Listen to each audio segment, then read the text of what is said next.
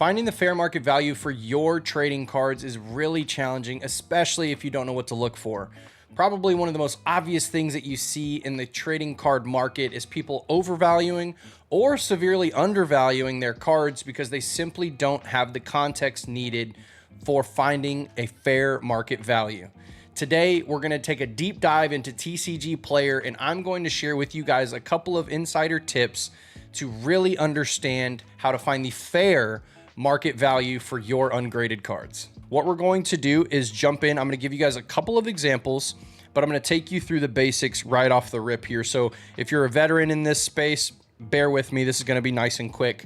But for those of you who are brand new, there's a lot of ways that you can use this search tool on TCGPlayer, but we're going to keep it really simple. For most cards, you can search, the title of the card. So let's just take a Charizard, for example. You could search, Charizard, and then you can either type in it's numbered or serial. So in this case, this is 6 out of 165, 54 out of 190 or 91, and so on. So for example, if my card is a Charizard EX 54 out of 91, then boom, this will take me straight to the card that I'm looking for, right? So boom, there it is. But let's say you don't know any of that, right? And you're just like, Charizard, try to find it. This is where things can get complicated, because what it's going to do off the rip is it's going to give you the best match, which is a filter right up here in the top right hand corner. Get familiar with that. You can also change the view of the cards, which is nice. But either way, typing in Charizard, this is what it's going to pop up. It's going to be all over the place. Best match for just what you try to type in. Also, if you butcher the name, the best match feature will also try to find the card you're searching for, even if you misspell it. Some Pokemon names, in this instance, very complicated, right?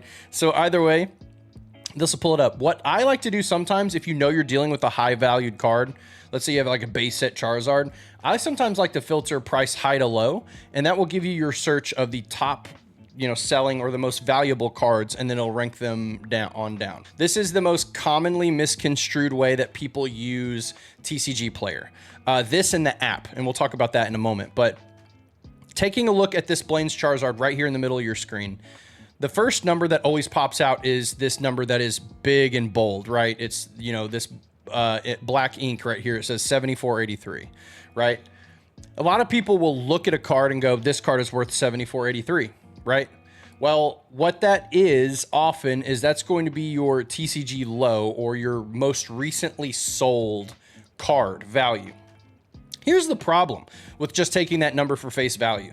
The problem is that doesn't properly illustrate exactly what the card's value is currently. And so let's dive in on that, right? So let me give you context.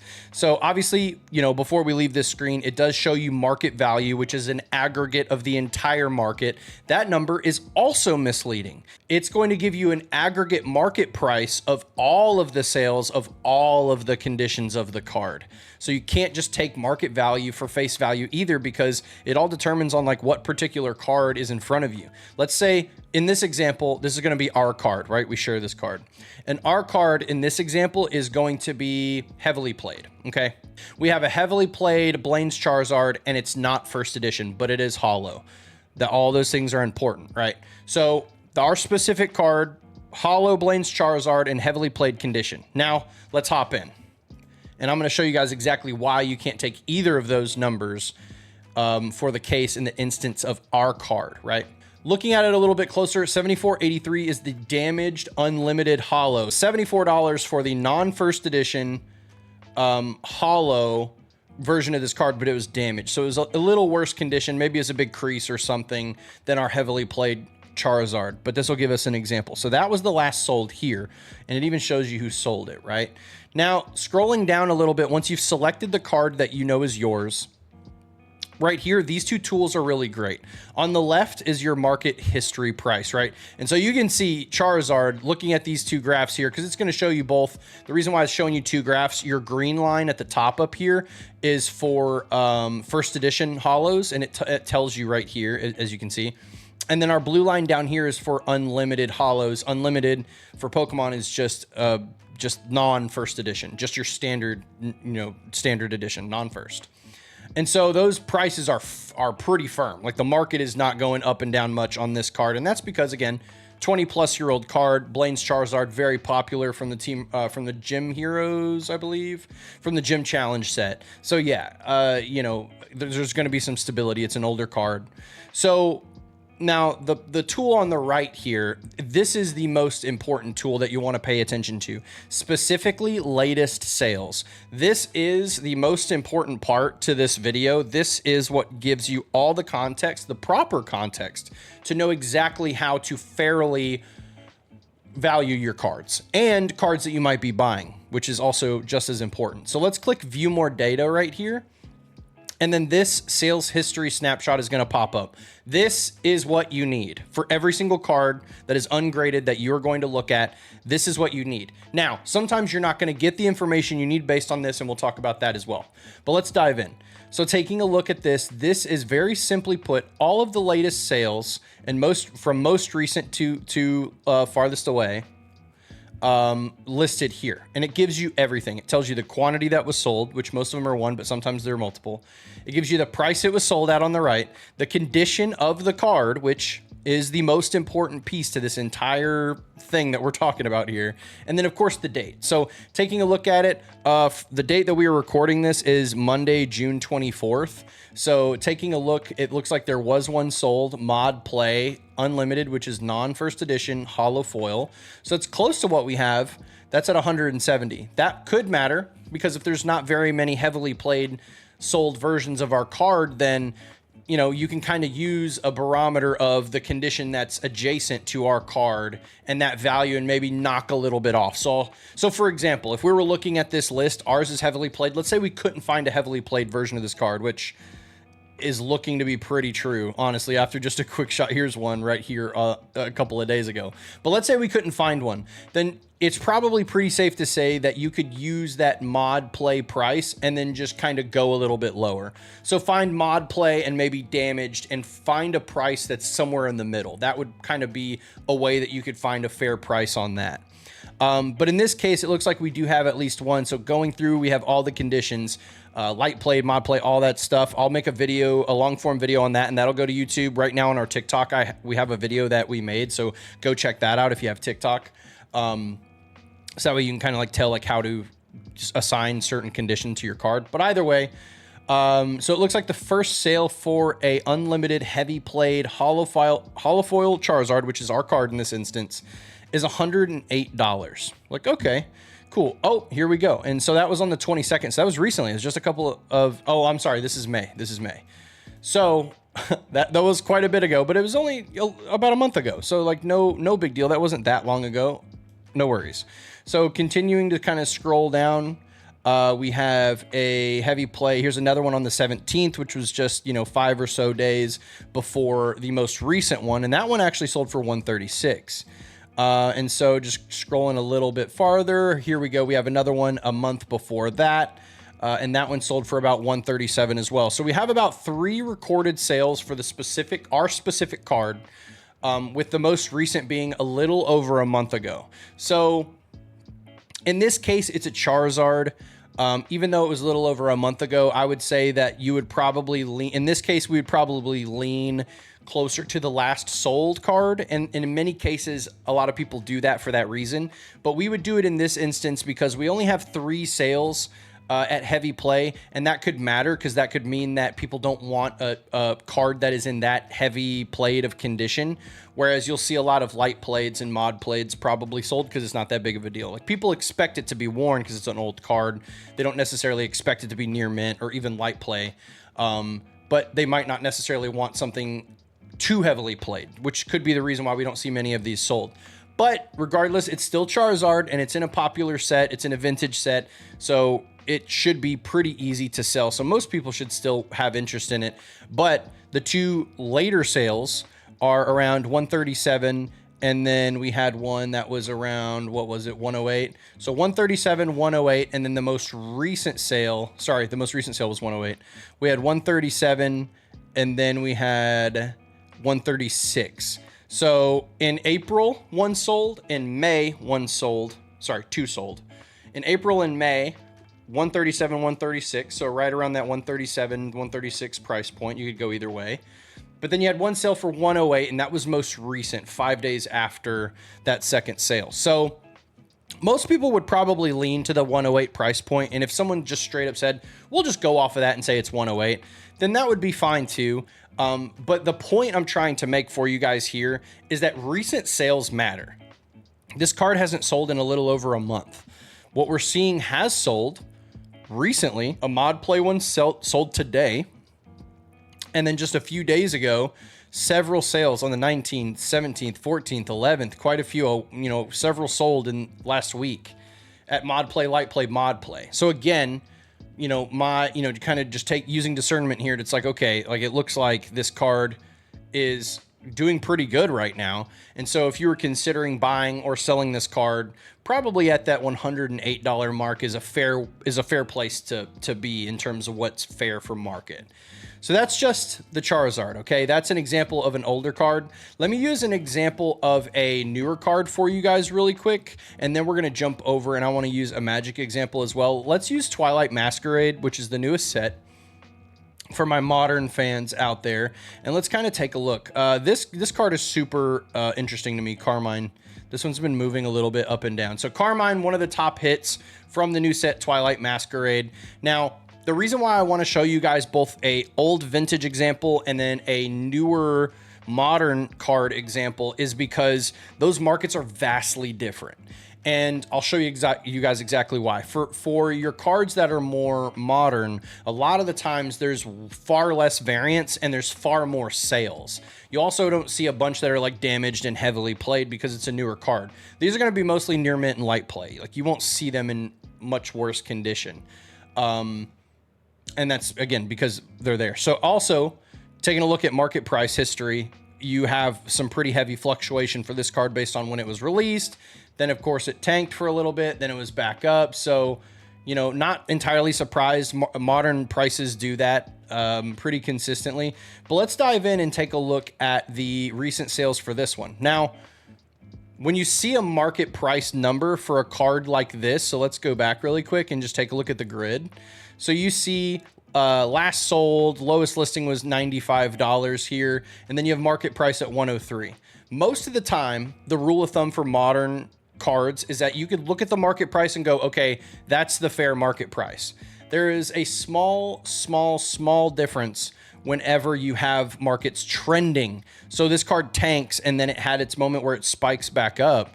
Well, in between that, if you had just glanced at the market price nonchalantly at $84, but it was trending up to 112 at the time, so it was like a week difference.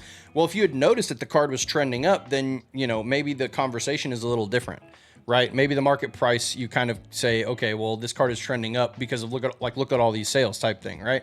So you can have those types of discussions that might affect a negotiation.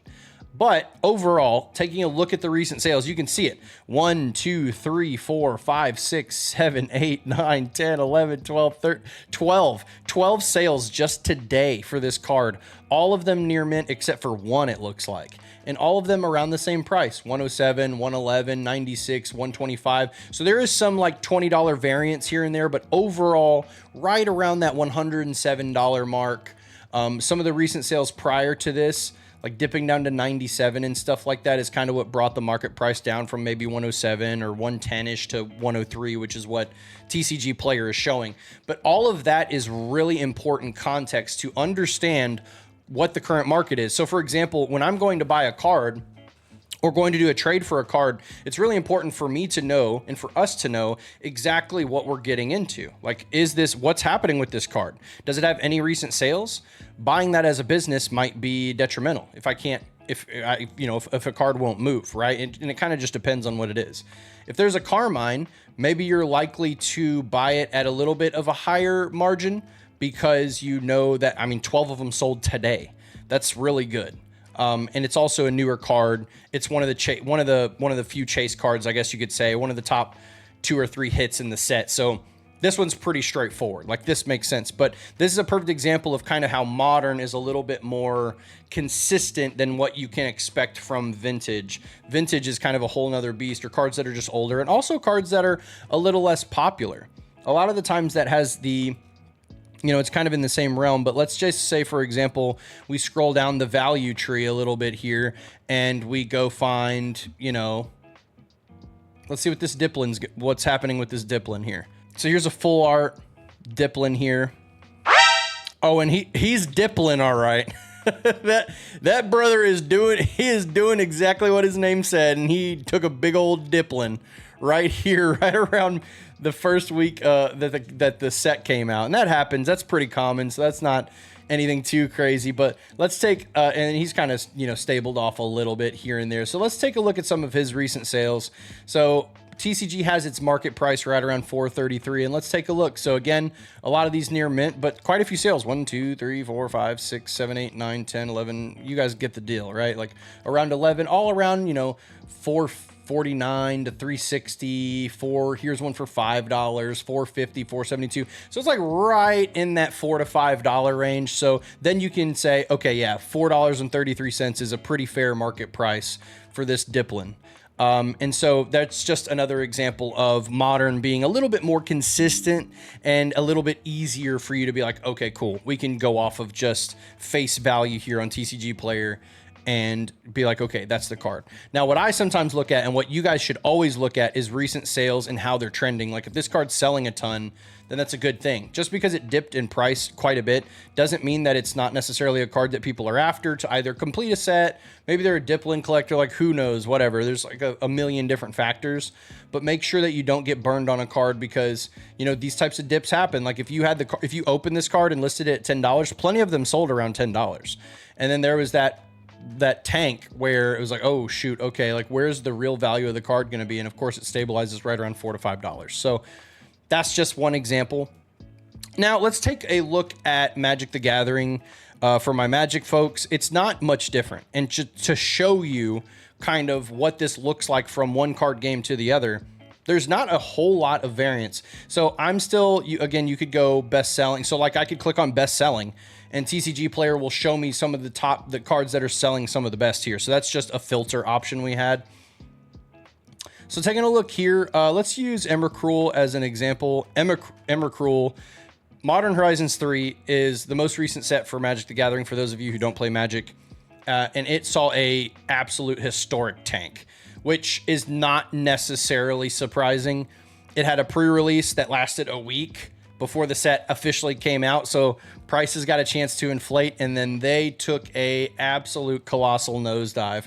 You're starting to see prices kind of, you know, level out now, which is good, but that's just kind of the history on the market price there. So again, this is a more modern Magic card, so you can expect kind of a little of the same. So right around marketplace we're going to go for normal. We don't like not using the foil version. Right around 31, 34. So let's take a look at the near mint regular non-foil. So a sale today for 32, 32.49, 32.48, 32.49. Several sales today, as you guys can see, all the way down quite a bit. Like this card is selling like hotcakes, and the reason why it is because it was $65 just a couple weeks ago. Like 2 weeks ago, it was $65. So that's a perfect example. A lot of people buying it up now that it kind of hit that dip, but again, pretty fair market price overall. If you took a quick look at this card for what its market price is, you would be like, okay, seems fair. Let's look at Polluted Delta. And I'm going to search for all versions of this card. So as you guys can see, there's a ton of prints and versions of this card. It'll show you the set right under the name here as well. So like here's the Modern Horizons 3, just basic version of it. You have a pre-release version of the card as well, which is that little stamp. You have to pay really close attention to Magic cards because they are very particular at times.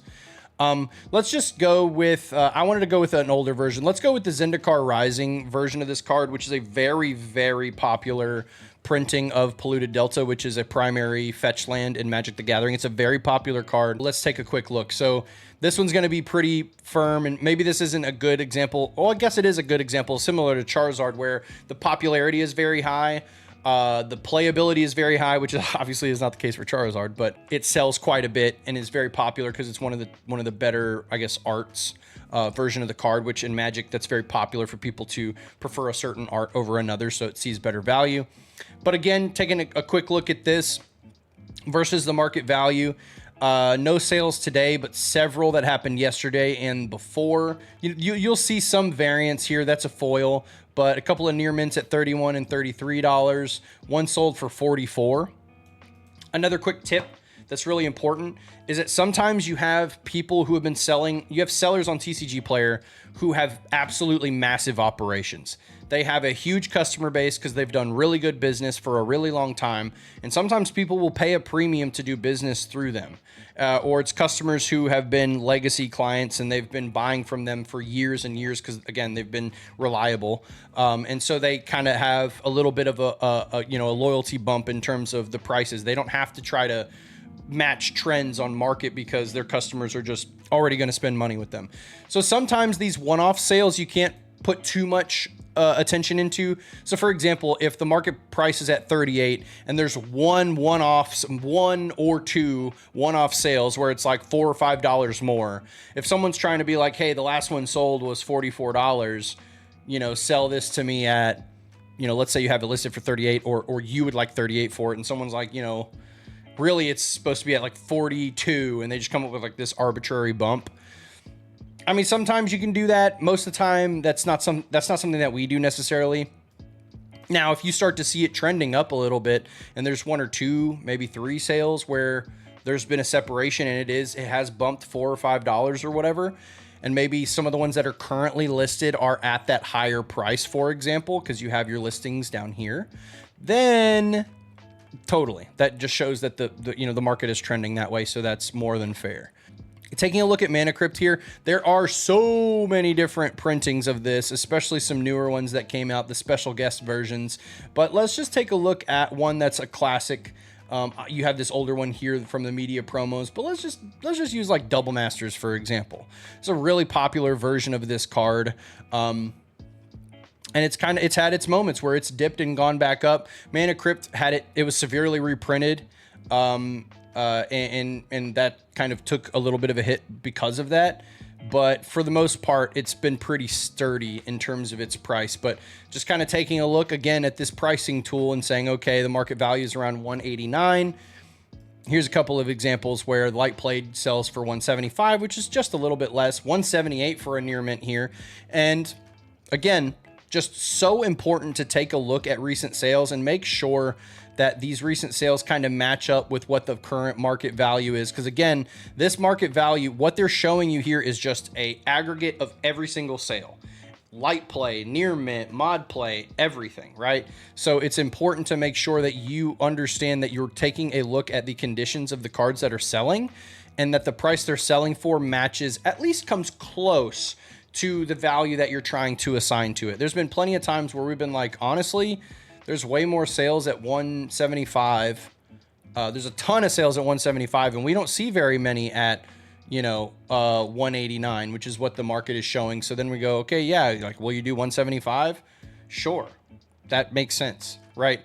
So make sure the point that I hope everybody can take from this is that you can look at this and go, okay, I can't just scan my cards in and assume that market value is going to be good for what I'm scanning here. Now, in the example where you are assigning the proper condition to a card and you are using, I know the TCGPlayer app has done better in recent years, in recent time than it has in past years.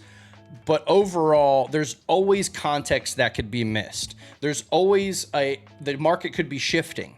And so it could give you a market aggregate of a price, but maybe it's shifting in a way that's trending up and you're like, oh, maybe I don't want to sell this card, or maybe I want to buy this card right away so that way I can kind of be in on this ride or whatever. So the best way that you can possibly track trending value for market is to make sure you're paying attention to how it's selling. Now, TCGPlayer isn't the only way that you can do that. You can look at eBay, you can look at some of these other platforms that sell them. I know there's another one like Alt or something that I'm missing off the top of my head, but you can use other platforms to track that. But to me, for ungraded cards, TCGPlayer is far and away the best barometer for setting a standard price. So I hope that this helps add some value to your collection and maybe some cards that you were looking to sell. if you ever are questioning what a certain person is valuing their cards at, maybe you're buying from them or maybe you're selling to them, this is the best tool you can use to make sure that the value for your cards are truly accurate. Another thing I want to warn you guys against the app. A lot of people use the app, the TCGPlayer app, where you can scan your cards and it goes bling and it just gives you the market value of the card. And most of the time it's accurate, but sometimes it's not. Another thing is that sometimes people don't accurately update their database on their app, which can be detrimental to following accurate market trends. So, and that could be you. If you haven't opened and used your TCGPlayer app, and sometimes it'll prompt you for an update. It'll say, hey, you need to update this so it's accurate, and you have to do it and then restart the app. So if someone is selling something online, be wary. If someone has scanned their cards in, let's say a week ago or 2 weeks ago or whatever, and then they post screenshots of those cards and then say, hey, this is what I would like to get from them, and you don't look up the cards and you just buy it, you just trust that at face value. And who knows, like, you could have cards that have tanked by then, and then you could have, like, you know, been out way over your head and lost a ton of value in that sale. And that matters for you if you're reselling. That matters for you if you're a collector as well. You never want to, you know, get taken advantage of indirectly and on accident, because it happens every single day. So hopefully this video equips you with the tools that you need to properly find the value for your cards, and you know, hopefully keep you in a good space to where that you're making much better decisions when it comes to buying and selling your cards. So hopefully that helped. Thank you guys so much for tuning in for this one. This is the first of many to come. More importantly, really excited to announce we have a vendor POV video that I'm going to be shooting this upcoming weekend. We will be at the Lighthouse show here in Middle Tennessee, in Antioch, Tennessee. If you're in Middle Tennessee, come out and see us. Would love to have you. I'm also going to include in the description of this video, we have a giveaway going on right now for Magic the Gathering friends. We have a Modern Horizons 3 ETB. It's called something different. It's like the gift bundle, sorry. And then for my Pokemon friends, we have a Japanese booster box of Pokemon 151, and whoever wins gets to choose. So all you have to do, go into the Discord, find the Discord channel, follow the instructions. It's literally just following us on TikTok and Facebook and being in our Discord. That's literally it. So I'm gonna include the link to the Discord in the description here so you guys can join and check that out. And until then, be on the lookout for probably, not next weekend, but probably, you know, give me like 2 or 3 days or something after next weekend, and then we'll have our first vendor POV video up. Very excited for that. So if you guys like this video, please drop a like, give us a sub. This is the first one of many to come, and we will see you guys in the next one.